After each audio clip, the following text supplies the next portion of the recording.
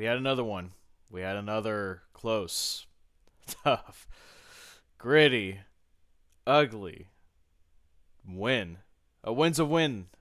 And Sam Houston have matched their win total over the last two seasons combined at 8. And whew, I don't really know how to get this one started, Luke, because there seems to be a lot of mixed opinions, mixed emotions about the win. I mean, Sam Houston got their first ever vote in the FBS coaches poll, which is awesome. The defense balled out once again. I would say there was one specific drive where it's not really their fault. They got literally pinned inside the red zone against Kennesaw State, and the offense seemed to look very good coming out of that second half with that first drive of the third quarter where Watson was dotting up passes to the outside and the running game looked better when Kennesaw State started, getting players out of the box, especially on that scramble. Uh, Especially on that scramble by Hunter Watson from 25 yards out to score, which was a great designed QB draw play. And I watched that play again. Only 5 owls in the box. I mean, you're just, especially against Sam Houston, you're asking to get run through. And guess what? They got ran through. But went back to the same stuff. Just did not pass the ball that often after that. And Luke, I want to get your thoughts first. Like always, I have a lot to say. Sam Houston coming out with the victory overtime against Kennesaw State puts themselves in a good position to not just be in the Conference USA Championship game, but also host it. And we'll get into more of that later. But what do you think? What do you think about the win? Oh, Colin, it was one of the better weekends for Sam Houston when it comes to all the different games inside of the conference. A lot of results went our way. Upsets at the top of the conference, and now it's set up, for the top four teams that's in the standings right now. All play each other. Jack State, Sam Houston, West Kentucky, and Liberty. Everyone's playing against each other these past 2 weeks. We have Sam plays Jack State, and then we follow up with Liberty. West Kentucky plays Liberty and Jack State. Um, Jack State plays us and Liberty. It's just a great. It is a great schedule for how this is going to shape up, and we're going to get to know um, a little bit more about what's going to play or who's going to play and where's it going to be played in this conference championship as it comes down to it. But this team, Colin, is just giving us heart attacks, strokes, it not letting you rest at any time during the game because Colin, the defense has played great, but sometimes you get pinned in a spot like that where the offense turns the ball over and the defense can't really do much for you. And Kennesaw State played us very well. I mean, they were a tough cookie to crack, and we finally got them in overtime. But Colin, that game should have been a blowout, and we just didn't play well. Um, Offensively, we looked shaky still. At times, when we threw the ball, it looked very good, especially to Simeon. I mean, you tweeted it out during the game. Simeon Evans and Hunter Watson has been a great connection throughout this year, and we've really seen that kind of the go-to. Um, but outside of that, it's shaky. And once again, a couple really nice runs from Ducker, a couple runs from McKinney, got us through there in the end. But it's a struggle. It's a struggle with this team. But you're also an 8-2 team. I mean, you've also won 8 games, and um, if you would have told us coming into this season, Colin, that we were going to win 8 games in our first 10 games, we would absolutely take that, and that's what we've done. So it's hard to complain, but it's just been shaky. Yeah, I'm not trying to sit here and try to be ungrateful about where this team is. I mean, it is special what they're doing, and you heard me right at the beginning. The last two seasons, this team has won 8 games. This year, they matched that total at 8. They could not just flip their record around next week, but also flipped their last two seasons around completely. And and the defense has been the main formula over the past few weeks as to why this team has done great. And I figured that the offense would be so much better than we would see this go around because having 18 days off to prepare for an opponent and for their last 2 weeks of the season, that's plenty of time to get ready. Albeit, I wasn't expecting anything at the beginning, like let's say the first quarter. I wasn't really expecting anything because the rust needed to get shaken off. I thought the defense might honestly let a few like a touchdown or two like roll past them at the beginning, but they still you know held their ground pretty well. And the Colin, offense, go go ahead. ahead. You're good. Go ahead. You want to add something? I was just gonna say we're starting to see this defense starting to crack though a little bit Oh yeah, in terms of being on the field forever. yeah, and I mean, I was gonna get to that it, because I mean Sam Houston won the time of possession in in that game by 10 minutes if I remember correctly. I have it right here. But so it just seems like the defense though is starting, as you say, starting to they get put in in these spots where the offense doesn't really help them out. I mean, they say defense wins you championships, but if is but are the defense stops worth it if the offense can't turn around and score? Like, especially after making Kennesaw State go 3-and-out quite a bit in that game. And I wish I could pull up the stats for that game, but it's not helping me out here. But there we go. 37 out of 26 minutes. That's the time of possession. Third down efficiency, 3 of 13 for Kennesaw State, 9 of 18 for Sam Houston. Sam Houston, I mean, Luke, Sam Houston had 382 total yards of offense and scored 23 points. I just don't think yeah. that doesn't translate to me. Honestly, that doesn't translate well to me, especially with how good the defense played. I mean, I would say the offense definitely looked a lot better than it did the last few weeks, but there's just something there that I'm still like trying to like. There's something there that is just telling me right now that the offense is not ready at the moment for these last few weeks of the season because you're going up against good offenses in Jack State. You're going up against an experienced quarterback in 2 weeks in Caden Salter. I know Liberty's not playing well, but you still got Caden Salter out there. You still got a team that knows how to win games. They been shaky all year long? Absolutely. But you still got two offenses that you're going to have to go up against to where your defense is going to give up more than 17 points. They're probably going to give up more than 17 points. That's not a knock on the defense. That's just probably what's going to have to happen, where the defense is going to let some touchdowns go by them. Going to let some big plays happen, and it's going to be up to the offense to now at this point in the season to back up the defense. The defense has been helping out the offense. It's now time for the offense to step up and help out the defense.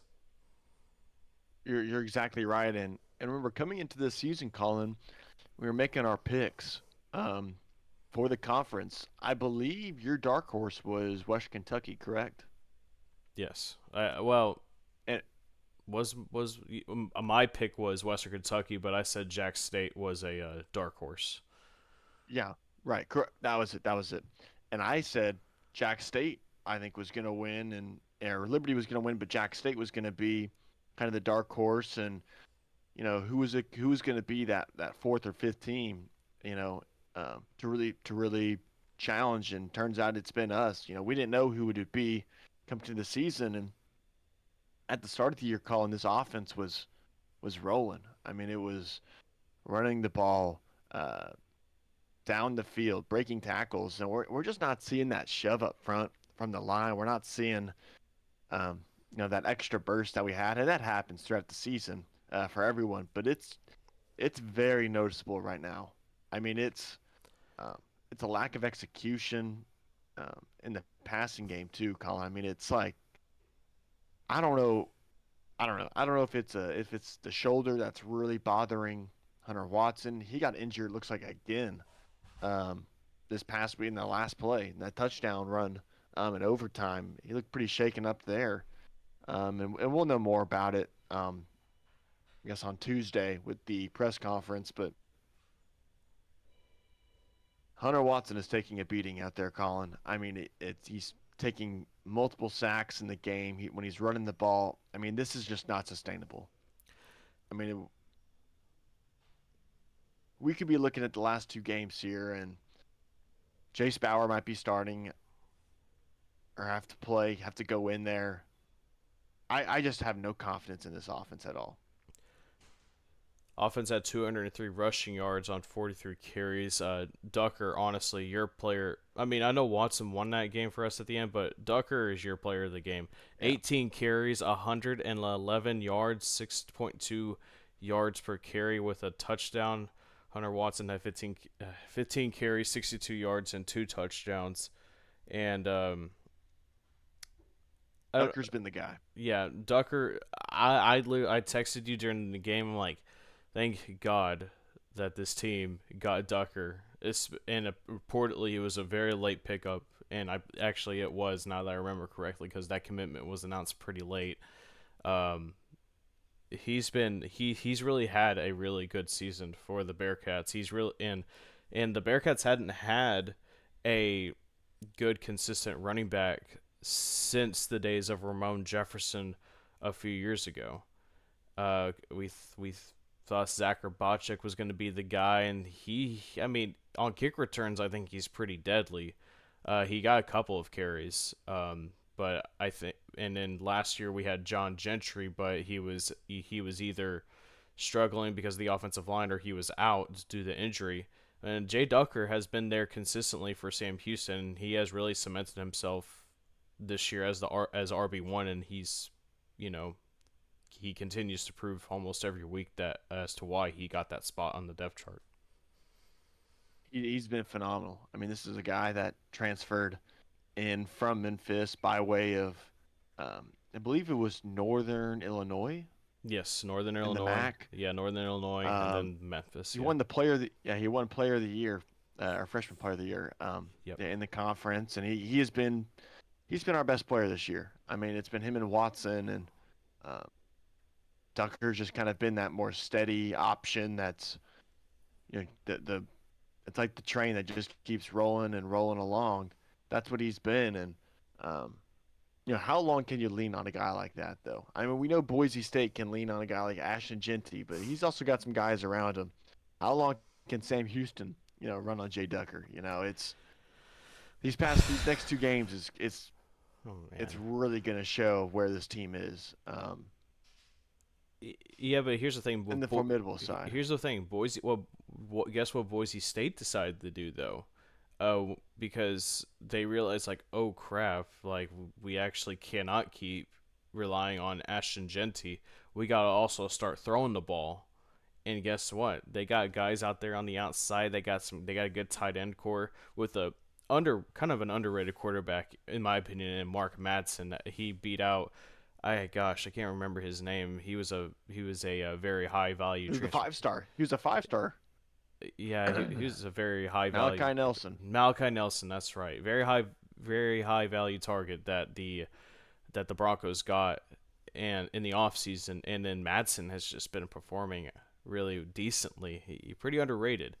But I mean, I'm not saying Sam Houston is like Boise State by all stretch of the imagination, but you can see how other teams adjust mid-season to the game plan because they knew that they can't keep relying on Ashton Genty. I saw a crazy stat though that said that even if there's like 8 in the box, Genty still averages like 4 yards per carry. I mean, that's unbelievable what he can do. I know you're excited as a Cowboys fan to have him in the backfield. I don't know if you want him in the backfield or not. I think you might want to. I think you might want the Cowboys to work on other things, and so Colin, when is this coming out? Tuesday? it's either Monday evening or Tuesday morning. Okay, okay. Well, by the time that people are watching this, the Cowboys are probably down about 20-something points against the Texans in the third I quarter. I And wouldn't hold your breath, man. I wouldn't hold your the breath Ashton on that. Genty train is hopefully he's coming to Dallas, but I don't know. Yeah, well, I, but to kind of continue on football talk, I released a poll. I was kind of interested about what the people thought about where football is right now. Even at 8-2, is Sam Houston football in a position as a team to win the last two games to make the Conference USA Championship game? Because at minimum, they need to win out to make the Conference USA Championship game. And that's assuming all the other teams win. Um, it might just be Jack State and Western Kentucky. Who knows? Um, but at min I but have but I basic have a question. yes. What do you mean by in position? In a position as a team, like, are they ready to win the last two games? Like, are they Okay. at a point when they can win the last two games? Even at 8-2, even at 8-2, eight with 103 votes in, 86% said yes, 14% said no. We did have some starch opinions in the comments saying that uh, this one just came in. We won't win against Jack State unless the offense has a complete turnaround. Someone says yes because our defense will keep us in games. The offense, I believe, can get back to being dominant like they were at the beginning of the year.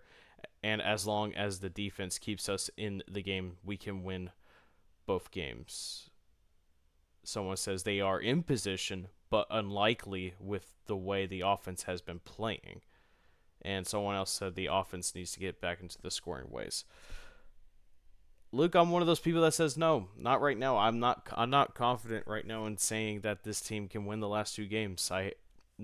Defense has been playing great, and I disagree with the fact that the defense it shouldn't be all out on the defense, Luke. It really should not be on all on the defense. I feel like that's unfair.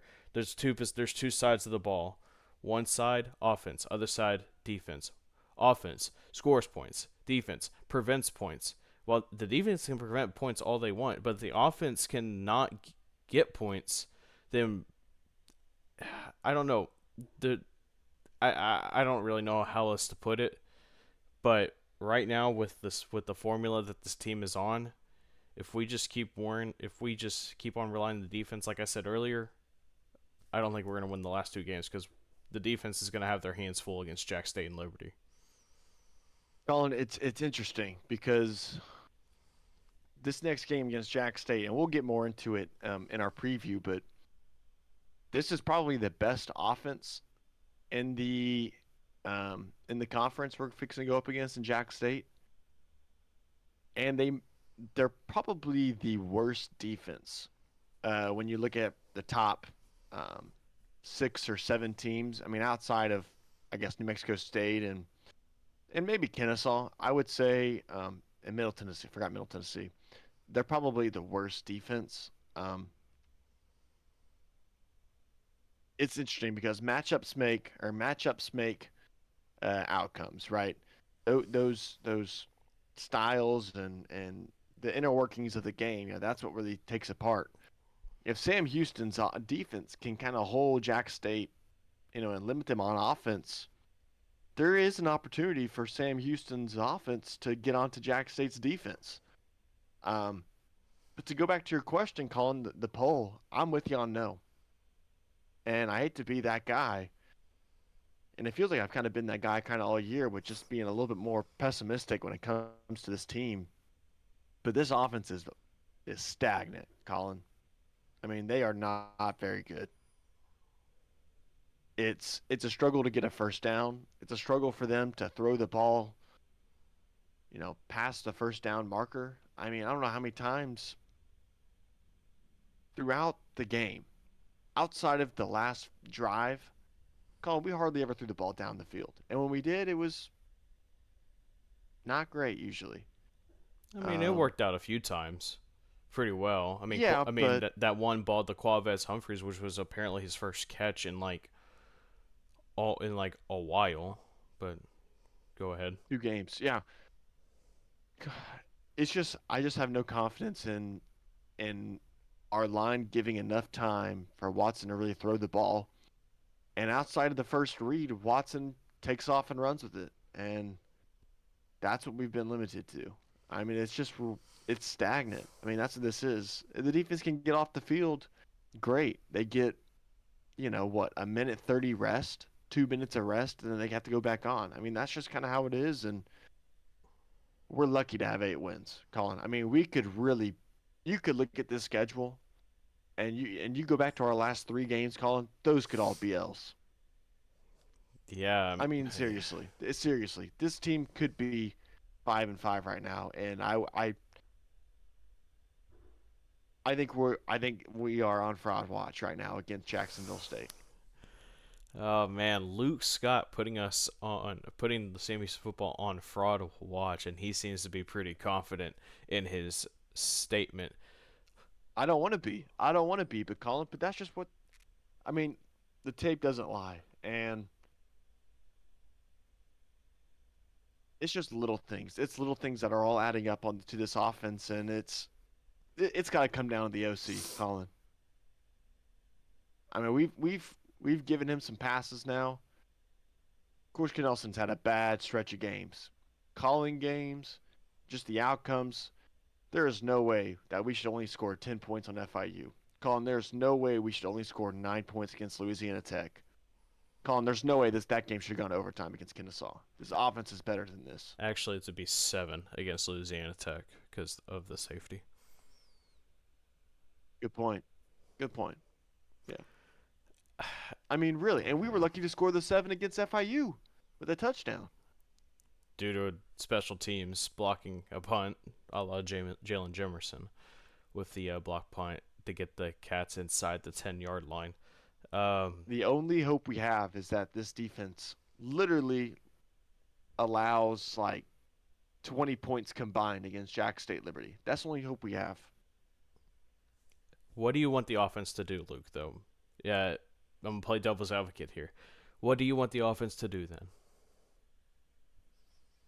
I think when we're a little bit more aggressive, and this has been the word in press conferences that we have heard now a while with Coach Keir saying we got to be more aggressive play calling. We've only seen a little bit of that, really. I mean, to be honest. And a couple of those throws that Watson was able to make in the fourth quarter were some really nice throws. On third down, long, second and long, across the middle to Simeon. He made some really nice throws. I want to see more of that. I want us to be a little bit more multi-dimensional in the early downs. And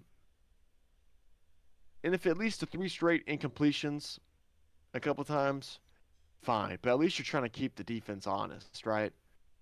I just want us to be able to move the ball down the field. And no one needed this game more than Christian Pavon also.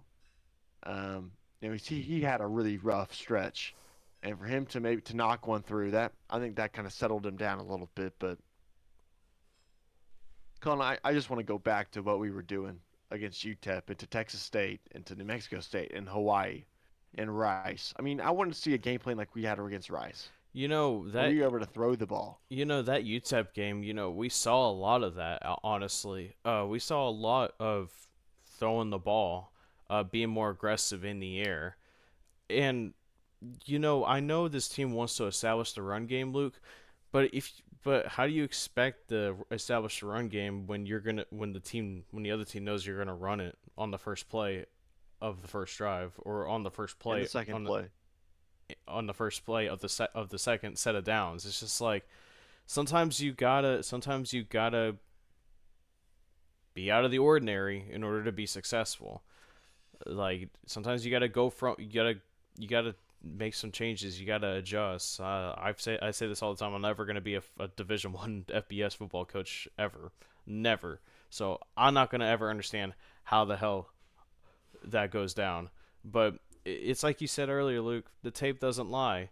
And honestly, Luke, against Kennesaw State, who just fired their head coach, there's no way that for as good of a team that Sam Houston is made out to be, This should not have gone into overtime.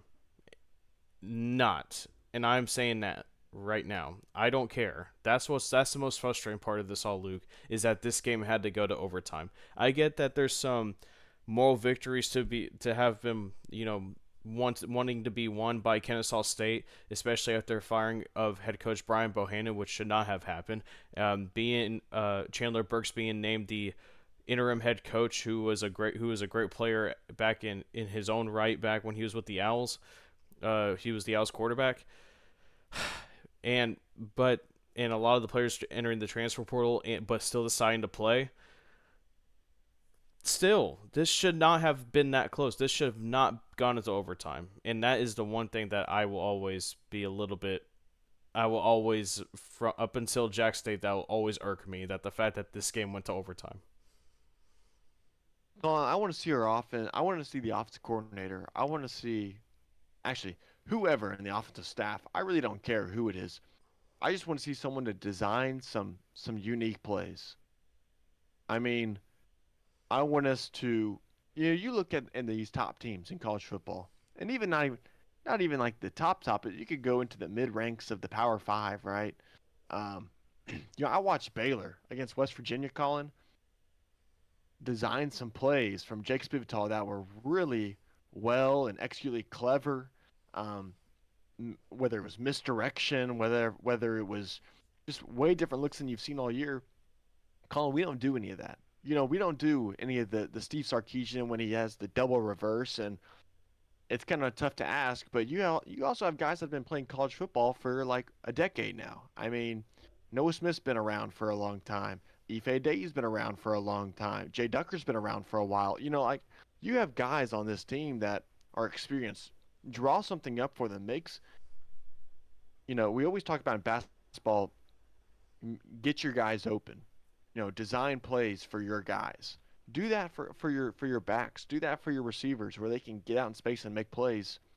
We don't do that. The only person that can make plays ever is Hunter Watson and the running backs. That's it. I mean, we just don't give any opportunity really to these wideouts to do anything. And I texted you. I said maybe our wideouts just aren't as good as we thought they were going to be this year, or as we saw in the first few weeks. I don't really think that, but maybe that's the case. Just show some creativity in play calling and play design. Throw something out there that Jack State hasn't seen us do 50 times during the year so far. That's kind of just what I want to see. I just want to see some life, some creativity, Hey, maybe the some team has character, Colin. maybe the team has something in their back pocket they've been saving up until this point of the season. It's something has to happen, otherwise, Luke, all we have to look forward to is a bowl game. Sam Houston takes on Jack State this Saturday. It's in Jacksonville, Alabama. It's going to be a very tough game. As you all know, last year it was a very tough loss last year against Jack State. Um, it's an 11 a.m. kickoff. It's going to be on national TV. It's on CBS Sports Network. As of now, Jack State, Luke, this is interesting, only a 6-point favorite with the over-under being 55.5. It opened, however, at a 4.5-point underdog for Sam Houston, and it now has gone up to 6. Money line is pretty close. So I don't know what the sports books are thinking. Of course, I don't know how what they're looking at. I don't know if they're looking to see what Hunter Watson's availability is. Colin, that just means the people are hammering Jacksonville State right now, rightfully so. Actually, they're more hammering Sam Houston No, on covering no. on what If the points move that much, if it goes from 4 to what was it, 6.5, 4.5 to 6. 4.5 to 6, that means the 4.5 wasn't enough. So people are on Jack State. And we'll see. We'll see. Yeah, but anyway, that's probably been our most starch opinionated segment ever here on CMC Sports Talk. And if you want, but hey, you're here for all the Bearcat talk. You're getting it right now. I mean, we are 2 games away from the season ending. The team's got to make some teams got to really make their final stand and really try to pull some magic. And especially on the offensive side, defense, keep doing your thing, but the offense really needs to help out the defense. But like and subscribe today if you haven't already to Sam Houston Sports Talk. Let's talk a little bit about basketball. Women's basketball. Luke, we said it before we signed off a couple podcasts ago. If Sam Houston women's basketball could come out with a respectable deficit against Kansas, it'd be interesting. But I mean, 15-point loss. They kept Kansas close. They only gave up 66 points. Offense still needs to get things going, but the defense starting to look a bit better. Then they went to Rice. They took on the Owls, the reigning American Athletic Tournament champions, and who also got past the first round of the NCAA tournament last year and only lost by 5. They were down pretty early with a large deficit of 15. There was just too much to overcome, so they lost that one 65-60. So far, if you're not counting non-Division 1 opponents, the Bearkats are 1-2 with a win over Seattle U over what would be now 9 days ago, 69-57 by 12 in Johnson Coliseum. This team, Luke, with a lot of new faces, they're putting up a good fight, but there's still some questions to be answered about the offense. Yeah, yeah. Outside shooting is not the best for this team, and not that we're a team that really lives by the three and dies by the three. That's not really who we are. But um, we some really good teams we've played. Right, Rice is a good team, Kansas is a good team. So you would have liked to maybe pull out that one against Rice, but you can't be outscored. In the way we were in the first quarter, 23-8. It's hard to come back from that, and I think outside of that first quarter, we played very well. So I think the jury's still out on this team. We'll see really what they're made of when it comes into in conference and later in the non-con against UTSA and Southern Utah. Those will be 2 interesting games to kind of see of where we are. But I'm pleased with how they've played so far. But if you would have asked me the first 2 games, our first 4 games, I said, yeah, we'll probably go 2-2, and that's where we are. So I don't really have a strong take on this team yet. Kayla Kelly has been playing pretty decent outside of a poor shooting performance against Seattle U. She has been in double digits. She hit 17 at the beginning of the year against Jarvis Christian, 15 against Kansas, and she also got 16 against Rice this past weekend. She's been stepping up. She's been having a decent year to begin so far in the first four games. I'm more or less curious to see what happens, what they work on at this offseason, not just this offseason, but in this non-conference slate. Will they be able to do enough to be able to consistently compete in Conference USA women's basketball? Because we already talked about it a little bit, but Conference USA women's basketball is a different animal, and I mean, Sam Houston women's basketball got away with a couple of lucky wins last year, especially against Western Kentucky. Ooh, Luke, what are you reacting over? Colin, this is off topic, but the Army Navy game, Army just dropped their uniforms of what they're gonna be what they're gonna be wearing in that game. Colin. Hold on, is it on their Twitter? Yeah, oh yeah. I am Oh, really hoping this turns into. Well, Army's got they're really nice black uniforms. These look good. It looks like it's like a tank, um, like a heavy tank homage. Um, ooh, that these is these these look nice. These look nice. I'm really hoping Navy goes all white with it too. A black white game. That's I like Inspire. this. I like this. It's pretty cool. Uh, Back to Sam Houston. but yeah. Well, anyway, got a little off topic, but yeah, I agree with you. The jury's still out on women's basketball. I think they'll be much better this year, potentially competing in Conference USA, especially with how they performed against Kansas and Rice defensively. Um, it is really with this team. We just have to wait and see. Yeah, I mean, you can't take much from a team. You know, I would say Kansas and Rice are a little bit above of where we are just as a program. So, where you get to more of the teams on your level, that will be kind of where you'll kind of figure out where you are. But Colin, if you had to rank this team from 1 out of 10, just kind of like what you've seen this so far, I would say a 6 or a 7. I mean, compared to what happened last year, yeah. I mean, I will say that they're having the start that they need to right now. I mean, shoot, man, they were really close to taking the win against Rice. Like they were right there, despite, like you said, getting outscored 23-8. Just shots didn't go down. Rice just has the size down low, and that's going to be potentially the downfall this year, Luke. The size is not on Sam Houston's side Yeah, this year. Um, you know, I mean, size isn't really the end all be all, but I'm looking at the roster now. You don't. You only have three players. Your tallest player is 6'4", a freshman.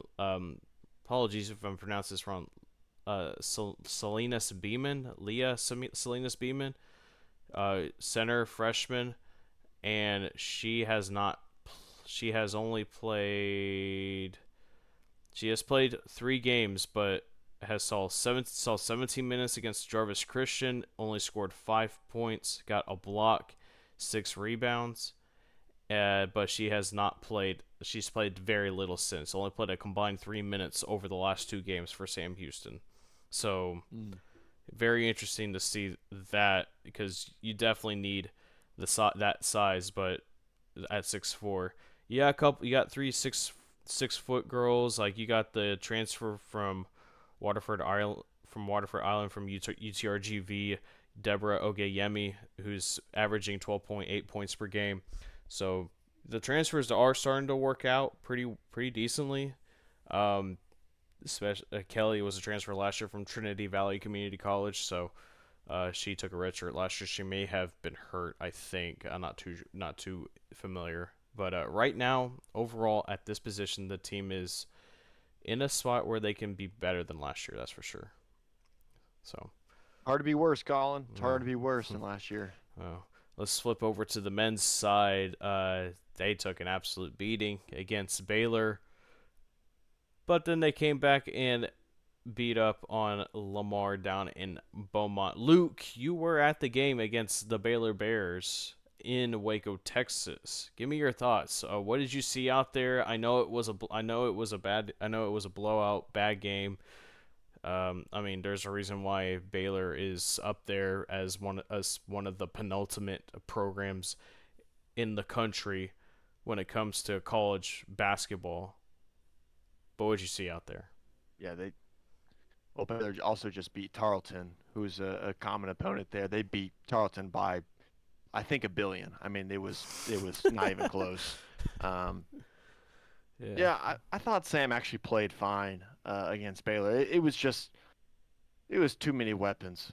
Um, it was just an overload of talent that Baylor has. I mean, they got 5 stars coming off the bench, Colin. Um, you have the 3-point shot, which Baylor lives and dies by. Colin, when they're hitting, it's hard to stop. And when you have Roach and Nunn and Rob Wright and Edgecombe, I mean, it's everyone on that team, Colin. Um, that can just beat you. And Sam, we just didn't have that. We just don't have that. Um, and no school at our size does. I mean, really, in our type of conference, no one has that. I thought Lamar Wilkerson played very well. He was kind of the only guy to really spur the offense on. Josiah Hammonds had some really good moments. Um, I thought we played fine. It was just overwhelming, um, the talent that Baylor has, and Uh, I'm a I'm really glad Sacco played really well against Lamar Collin because he was borderline unplayable, um, in against Baylor. I mean, Baylor threw two bigs, at Sam, and you have a guy, one of their bigs, that I kind of talked about before the game, Omir. Omir is a walking bucket on offense, and if you can get him on defense, you can exploit his weaknesses on defense. You can maybe get him to sit on the bench, and Khalifa Sacco couldn't do it. I mean, he just couldn't find a way to stop either one of the guys. Ojanua was phenomenal down low. He has games where he's not great. I thought we turned Baylor over quite a bit, but just wasn't able to. We weren't able to find open shots, and that's what they were able to do. I mean, they were able to get open looks and connect. So I'm gonna read off the points category for the box score report for Baylor, who scored 104 points.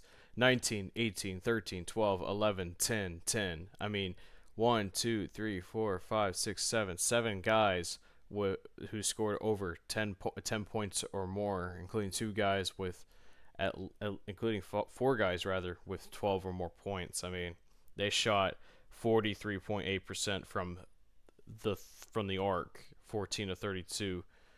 Um, and Sam shot 35.7. I mean, Sam didn't have a Oh, bad night from the 3-point arc. It's just overall in the field, they didn't really have a good shooting night. and one of the guys, Jalen Celestine, who scored 10 against us, he led Baylor in scoring against Tarleton. That's just kind of that. That's how teams in the Big 12 are, Colin. I mean, it's just if it's not one or two guys, it's their third or fourth guy or their fifth or sixth guy that can just kill you, and that's just the depth. But that's what it is, and you can't compare yourself to a team like that because you'll never be satisfied. No, Um, you just have and, to and a, you just have to hope to catch him on a bad night. yeah, and in a game when we gave up 104, I thought we responded after really well with Lamar, and that was kind of the more takeaway. Can this team just turn the page there and play well against Lamar? And didn't have as dominant win as I would have liked, but the win was never really in question. We were always the better team, throughout the game. So I'm very pleased with how we responded. Lamar Wilkerson is a walking bucket. I mean, the dude can score from anywhere.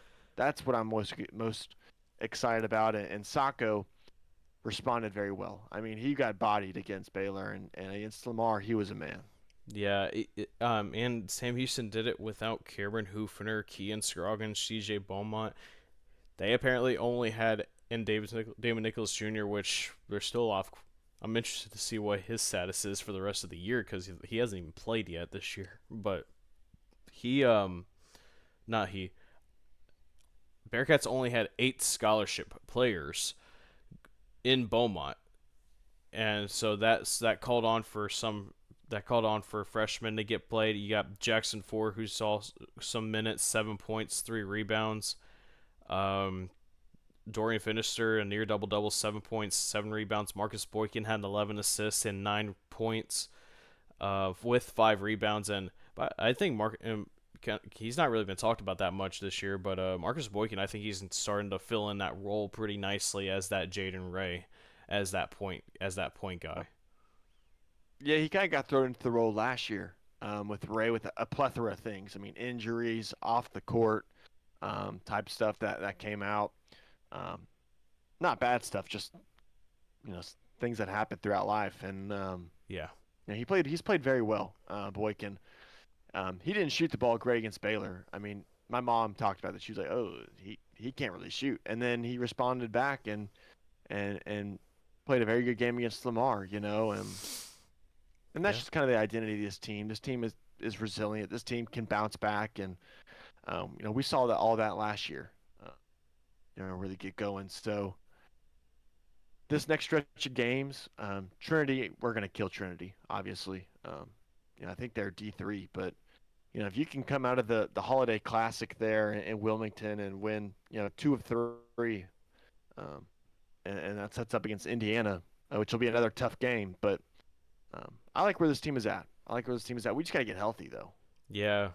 Um, Hufner apparently was in a boot at Baylor, but he was out of that boot on the bench against Lamar. Didn't play, obviously, but it's a good sign that the boot was taken off. So it might have been just a mild sprain. It might have just been I mean, obviously, don't want to ever assume, but by judging by what happened, and as a guy that used to play a lot, like it looked like you would just hope that it's just a mild sprain ankle, and I mean, sprain ankles ain't no joke. So, but Trinity.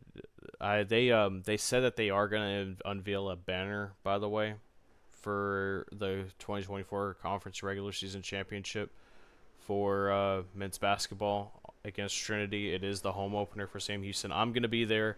I don't have work finally. I can relax a little bit. I'll go back out to Huntsville for that game on Thursday, just to kind of get my first taste of the team. Obviously, it's against Trinity, so it's not a D1 opponent, so I won't be able to see for sure.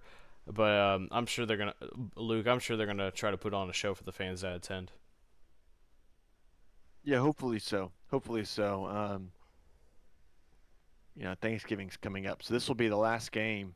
And no, I guess Wednesday's on a Thursday, and it correct next Thursday. So Yeah. I guess we'll see them play against App State there. But uh, yeah, I think it'll be a fun game to go watch, and you'll get to see some lobs hopefully, and some fun transition, and fun basketball, and run up the score a little bit. And also, it'd be just a good time for the team to run a few sets, run a few plays that they want to try to incorporate as they head into the not just the Holiday Classic, but also heading into the rest of the season. So, but yeah, that's all for the hardwood side of things. Well, not really. Volleyball is now heading to El Paso, probably, maybe not right now, but probably within the next few days to to participate in their first conference tournament overall since 2021. 3 years, Luke. It's been a long 3 years that Bearcat women's volleyball has been in a conference tournament. 2022, last year in the WAC, did not have the right tiebreakers to make it. Last year, well, was last year, and but this year, albeit they didn't end their season on as high of a note as I hoped they would, as they got swept by FIU in a 2-game set. Still, you're a 6 seed. You're in a decent position. You're gonna face New Mexico State to begin the tournament. Luke, I'll just be honestly, I just be very happy. I'm just happy right now that they're in it, but I'd be ecstatic if they can find a way to move past New Mexico State in that first round. Totally, totally. Yeah, really, it's been a really bad November for this team. I mean, they have lost every single game, nearly every single set in November, and so hopefully they can find a way to show some life and get a win against New Mexico State. The last time we played New Mexico State, we split them, which was in Huntsville. So now, obviously not a home game for New Mexico State, but a lot closer there in El Paso from Las Cruces. So yeah, you're right. If we can just get through New Mexico State, I would take that. Honestly, I'm glad we're just in the tournament, based on how we've looked the past few really a month. Yeah, we called it. We called it at the beginning of the year. We said that despite what the team went through last year, they're gonna be a lot better this year and make the conference tournament, and pretty handily too. Um, I mean, do I think they're gonna win it all? Maybe not. I mean, you got a program like Western Kentucky, and you got a program like UTEP that has really those two teams are really the favorites right now. Unless Sam Houston can catch them on a bad night, or Sam Houston formulates a great plan to, you know, go up against UTEP and Western Kentucky, I just don't see it happening. like I said though, I'm happy that they are in this position right now to have a shot at something. Completely, completely so. And it's also the last time potentially we'll see some legends for this team with Hannah Baker, um, suiting up, Alyssa Fielder and Morvant. I mean, it's a these these players have been in this program for a long time, right? Some of them since 2020, since COVID. Um, you know, it's been quite a ride for a lot of these players. So hopefully they end it out in the right way. Yeah. Well, yep, that'll do it for us here for this pod for Sam Houston Sports Talk. Had a lot to talk about. Yeah, if you haven't already, if you have some friends that are looking for a place to hear all things Sam Houston Bearcats, share this channel. Tell them like, hey, there's these two idiots that talk Bearcats all the time. Um, one better looking than the other. I'm not gonna say who, but but Not yeah. cool, Colin. Not cool. Hey man, sorry, I had to take a shot. I'm trying to be funny. I'm trying to be comedic, basically, is what they say. But hopefully that wasn't too cringe or whatever they say these days. But either way, we talk all things Bearcats. We are honest. We're opinionated, but we have fun with it. You know why? Because we are Bearcats for life, and you know, we just want to see this. We just want to see this program. Not all programs succeed, and if we have to be honest, we are going to be honest. But some good week of Bearcat action coming your way this week. I don't like that look you just made, Luke. I don't like that look you just made. If we're gonna be honest, we're gonna be. Is that what you said? Did I say that? I don't know. I if don't know we're what you if we're said. if we have to be honest, we are gonna be honest. Is probably what I was trying to say. There you go. Either There you way, go. it's been a long pod, and it's been a long last few days. I'm tired, but I celebrated my birthday, and all that, and so yeah. But either way, guys, I'm calling Neil. That's Luke Scott. See y'all next time. And coming up on the next pod, we preview Sam Houston football's matchup against the Jack State Gamecocks. And as always, eat 'em up, cats. Beat 'em up, Cats.